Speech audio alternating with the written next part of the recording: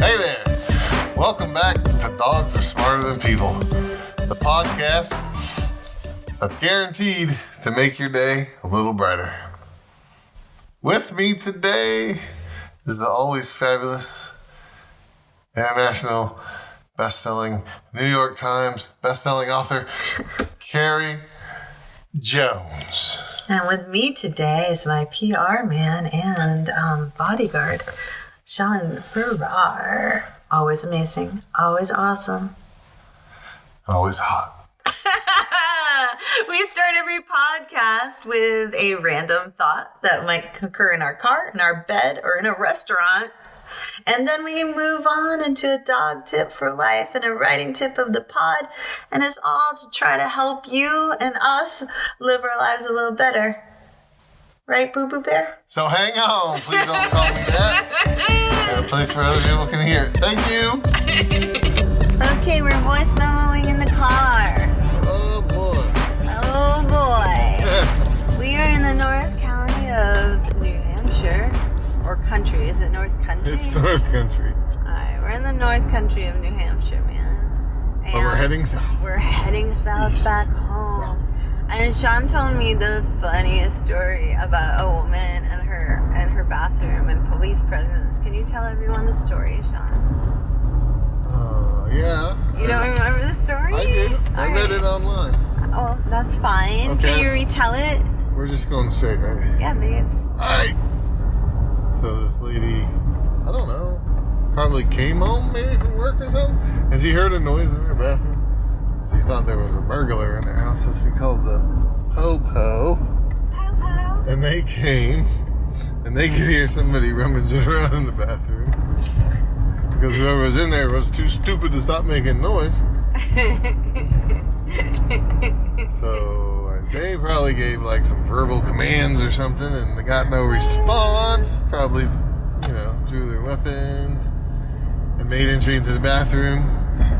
Discovered a Roomba. A Roomba! Thoroughly cleaning the bathroom floor. Can you imagine how stupid you feel? Like, for everyone involved in that. Mostly the lady. Well, you think you could have figured it out, because I've seen Roombas a couple times in a small space like a bathroom. It would be sort of a semi-repetitive noise, wouldn't it? Yeah, well, you'd think. Plus, you ought to be able to hear the thing operating. Like, yeah. Yeah, they have a little motor. Right. Dude, that's hysterical. It's still a funny story, definitely. It's hysterical. Even with all the stupidity. Have you ever thought someone was in your house and, like, they weren't?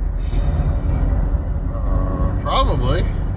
I don't remember any particular instance. That's not a really good story. I know, I've checked our house a few times for you. Shut up. So have you ever, has your house ever been burglarized? No, I don't think I've ever lived in a house that's been burglarized. I have. Yeah? Yeah, when I was a little kid, I was a latchkey kid, which was a term they used to use in the 80s and 90s, I guess, which was like, hey, my keys are around my neck, so I let myself into the house by myself. Because my parents work, I'm so poor. But You're I'm not working explaining poor. this to me, right?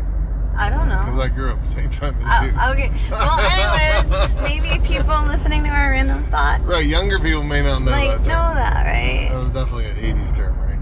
I think 80s, 90s. Yeah, and I hated that term, and my mom used to get really mad about it. But anyways, I was one of those kids, because my mom worked, and my dad was dead, and my other dad she was divorced from. So I would go home alone and get off the bus and walk up the giant big hill, right? And so I get off the bus and walk up the giant big hill and go up the walkway to our house. And I'm like, well, this is weird. And I'm like, why is the window pane and the door broken? And then I'm like, oh, I think somebody robbed our house, right? So what'd you do? I went inside. That's so stupid. Shut up, man. There were no cars. There were no cars in our Because driveway. burglars never walk. They would not walk. Alright, you would not walk to our house because our house was really far away from everything. Like, maybe they would park on the road and walk up the driveway, but if you're gonna take any haul, you would not be because it was country. It was country living back then, right? Yeah, yeah. Like, you would not want to be lugging the crap down the driveway to a hidden car somewhere on the road. Right. That's just, and I would have probably seen the car on the road because I was on the bus. I didn't notice anything weird. Not that I'm the most noticing kid. So I go in the house. I'm still like, all right, well, maybe someone didn't rob the house, you know? And I grab a knife because, you know, I'm like 12 and I'm going to kill everybody because I'm so bad, but I made that not swear. I know. And like, so I get my little knife and I'm like, well, maybe Bigfoot visited. Who knows? I was obsessed with Bigfoot. Maybe a bird hit the door. I don't know how I thought that because the door was inside off of a screened porch, but whatever. And like, I'm just trying to wrap my head around it, and then I like go in the kitchen and I see their little dining room, and in our little dining room we had a little baby TV. Yeah. I was like, oh my god, the TV is gone. Someone took our TV, and they took our little baby stupid TV. Was it even color? No, it was black and white. Oh boy. And I was so annoyed. And then I went in the family room. I'm like, all right, that TV's still there. Like, they left the good TV, but they took the crappy TV. Well, that little TV didn't belong to your dad or anything. No. Suddenly appear in his house. No, my dad would my dad is the most upstanding human ever. He would never do that. So then what did you do? So then I called my mom, and my mom's like, get out of the house, get out of the house. Your mom's smart. And I'm like, oh my god, they're not here, Mom. She's like, you don't know that. I'm like, there's no cars, Mom. And then she's like, get out of the house. I'm like, oh, this is so stupid. And so I hung up the phone while she called the police and went in her bedroom, and all her jewelry was like all spilled out all over everything.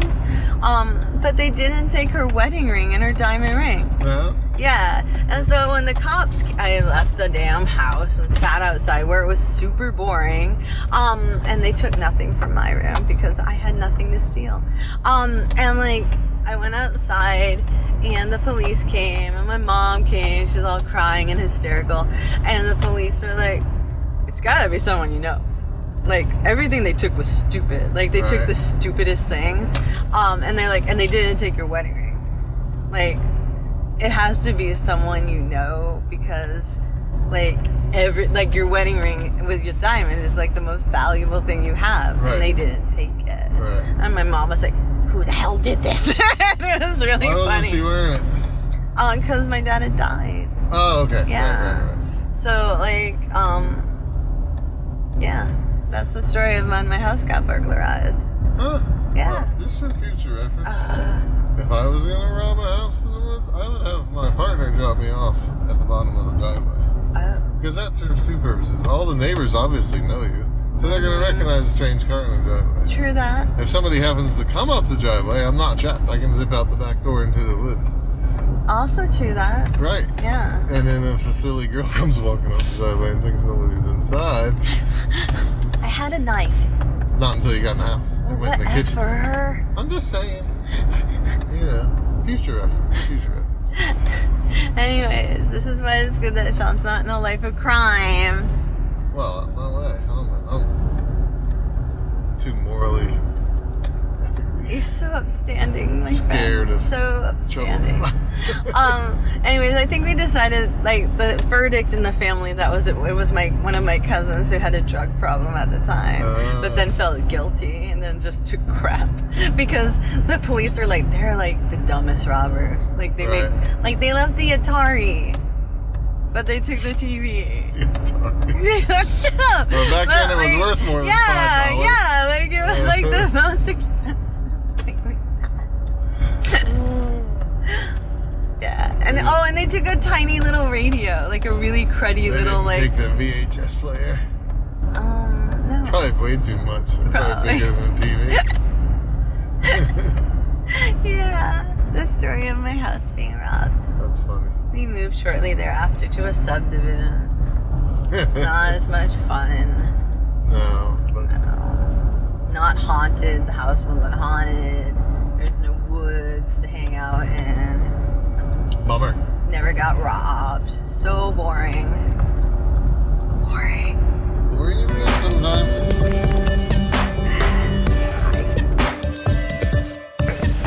So, I got no idea what we're talking about today, love. You're supposed to say writing tip of the pod. Oh, hey. Writing tip of the pod. Here it is, broad daylight, and I'm already messing up. Like, this is early for us to be doing the podcast. Yeah, it's early in the day, man. 10 a.m., I'm only 3 drinks into it. He's lying. All right, you're right. 4.5. But they're small. No, you're still lying. You're right again. It's 11. I hope you all gained a lot of knowledge about how to break into a house thanks to Shaun in our random thought. Oh, I wouldn't break into a house. No. There's so many surveillance cameras and the doorbell, the Ring doorbell cameras and stuff. It's almost impossible. Even if you break into the, average working Joe's house, you're still going to get recorded probably. Nanny cam. Whatever. Watch out for those teddy Something's bears. going to catch you. Anyway, so hats off to all you burglars. However, someone is doing something creepy in Jackson, Mississippi, and they haven't been caught yet. Really? Yeah, because the city of Jackson, Mississippi is having a weird situation. Is it? Yes. Really? Yeah. To be fair, Jackson's had weird situations before. People left Christmas trees and potholes in the roads. That's a phenomenal idea. They decorate road signs in ways road signs aren't supposed to be decorated. But Classic. But now what's happening in Jackson is something sacred. Yeah? It's about mashed potatoes. Oh, to you that is surely sacred. I'm surprised you're not down there right now trying to catch the culprit yourself. No, because keto. All right, so people are leaving bowls of mashed potatoes in all sorts of random places. Really? Yes, according to a Huffington Post piece, which was taken from an AP piece, which was taken from a CBS affiliate, a resident is quoted as saying, "So we don't know if someone's just playing a prank or if someone just had a lot of leftovers, but they're leaving mashed potatoes in bowls."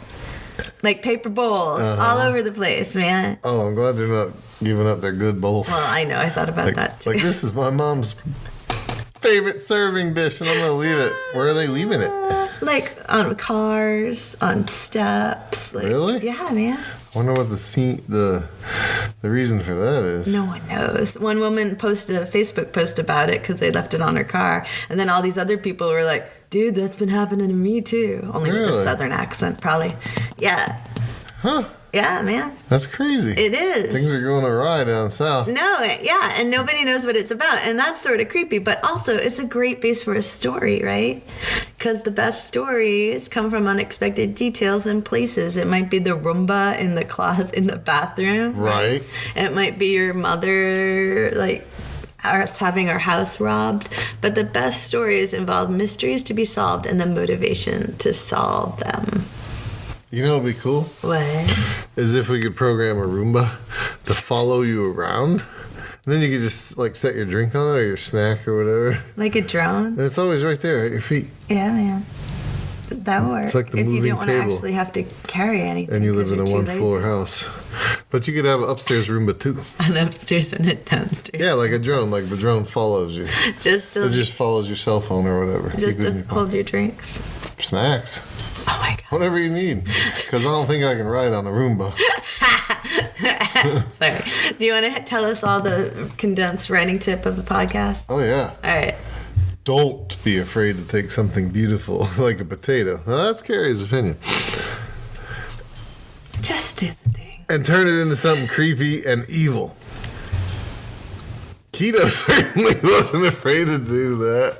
Nuh-uh. I know, I should have been like, what even is a potato? Yeah, man. Keto ruined potatoes for all of us. Just for us that are on keto. Power of keto. But you can do that in your story. Easter's coming. Easter is coming. Did that sound creepy? Easter Kinda. is coming. If you imagine the bunny rabbit and... Easter. Never mind. Easter is coming. Anyways. Be creepy. Dog. No, wait. We're going to do this different.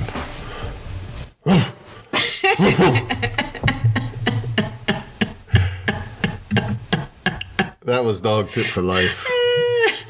If you need interpretation. It was Oh my God, that's hilarious. Shaun just read the dog tip for life, apparently. This is the best life lesson ever from Sparty. Ever. And it applies to so many things. Always sniff things before you eat them.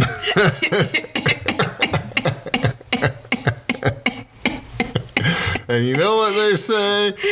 If it smells like cologne, leave it alone. I've never heard that. Well, you didn't grow up with me. Dude, that's amazing. Well, not really. It's pretty, in the context that I learned it, it's pretty offensive to women, but I don't know what it means. if it smells like cologne, it's like, okay, if you walk into the bathroom and it smells like a nice shot of Aloha Febreze, Yeah. somebody's trying to cover something up. Oh, I thought you meant in terms of food. In terms of anything.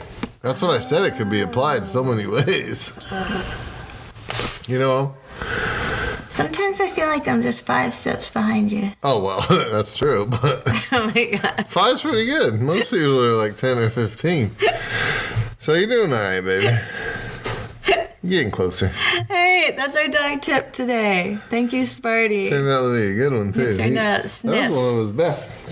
Sometimes the shortest ones are the bestest. The bestest. That's right. Happy writing. Go write something. Happy living. Now say, go live something. Go live something. And don't make an outline for your writing or your living. No. Unless you really need to. But you don't need to. Nah, just live. Freelance that crap. I like it. That's our new motto. Freelance that crap? Did you come up with a new name for a new YouTube series yet? No. No? No. No? No. It's gonna be fun. We might need to crowdsource that. We need to crowdsource it? Yeah, that means you go Oh, the out to the name? world and ask them what to call it. Yeah. Yeah. But stay. Oh, I'll do that too. We're still in Dog Tip for Life. We're not even in the outro, but Yeah, might as but- well finish up. Yeah. Stay tuned because I'm gonna make Terry. You don't know my name. No, but when the next word started with a T. I'm gonna make Carrie take a dip. That means snuff, chewing tobacco in her lip. I will die.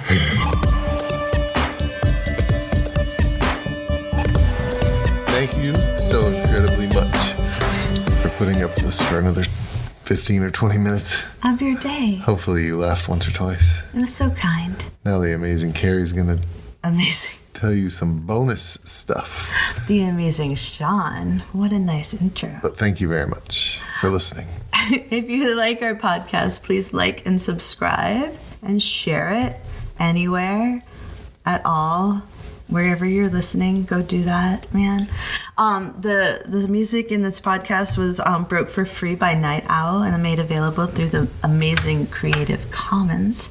And all the tips that go with this podcast is at carriejonesbooks.blog. Search for Dogs Are Smarter Than People. In writing and other news, I have a Patreon coming up. It's already started, but it's coming up because it keeps happening. And every week I put in a new chapter and I send people art. And it's a never before published teen fantasy novels. And it's cool. Good. And there's art from like the Need series and it's so much more, but you only get to see it if you basically give me $1 a month. Or more. I know. Or more. Patreon, if you don't know it, is totally cool. And new things can be scary, but it's still totally cool. Basically, you give Patreon your PayPal or credit card number, and they charge you whatever level you choose at the end of each month. And that money supports me sharing my writing, this podcast, and other weirdness. Right, man? That was my subliminal messaging. Hopefully it worked. I didn't get it. I was saying more under my breath, and then I said give more for the last one. Oh. But now it's not subliminal anymore. And finally, my next book, In the Woods, appears in July with Steve Waddell. It's scary, and it's one of Publisher Weekly's buzz books for the summer. And there's an excerpt of it if you look it up on the internet or go to our blog, and you can pre-order this bad boy, which might make it have a sequel. And a sequel would be amazing, believe me, because the sequel features cephalopods and caves, monsters and love, and it's even creepier than the first book. It's so cool. What's a cephalopod? Like an octopus, man. Oh, Yeah. okay. Or squid. It lives on land? Dude, it's a really cool story. Or is it in the water? Is it the Kraken? There's like a whole thing about the evolution of them, and it's plausible, man. Oh, really? Yeah. Oh. Yeah. So cool. Obviously, Shaun has not read that book yet. Well, no. No. I'm like 5 books behind, dude. No, but that makes me feel so unloved. No, it's just that I read at like 5th grade level. You know that. That's not true. And I am on Twitter, Instagram, Facebook, WordPress. Where else? You're all over the place. Yeah. Pinterest? Yeah, I guess. All Did you right. start that one up? And Sean's just here in the living room. Yeah, I'm not on social media much. Not Still really. can't. It's hard for 6th grade dropout to Will pick you that shut stuff up. up? He's actually very smart. Thank you. Thank you. Goodbye. New podcast every Tuesday. That's right. Oh, and they're on YouTube now, too. Oh, sweet. Man, I forgot that. Yeah, you forgot to mention that as a present even, didn't you? Yeah, man. Yeah.